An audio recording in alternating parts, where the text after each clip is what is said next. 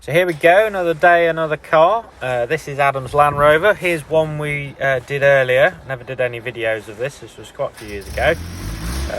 This is Adam's Series 3 Land Rover, which we spent quite a lot of time recommissioning and restoring, and then he had it resprayed, and I think it looks very smart. So time to go for a spin in it now.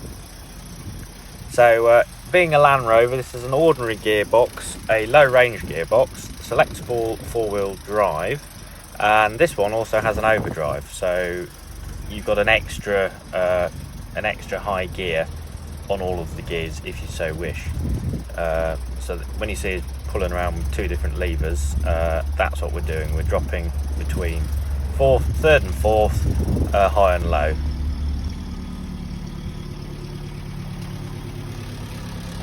Here we go then. Another day, another Land Rover.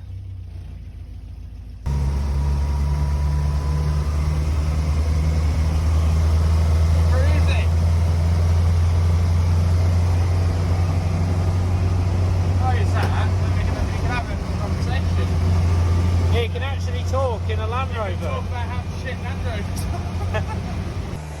Then to illustrate the point,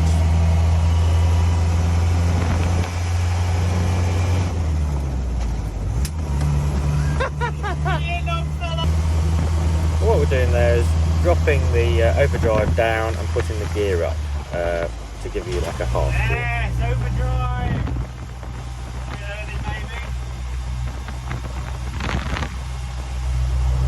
For an old Land Rover, this drives surprisingly well. You always get loads of play in the steering, even if you do adjust the steering boxes.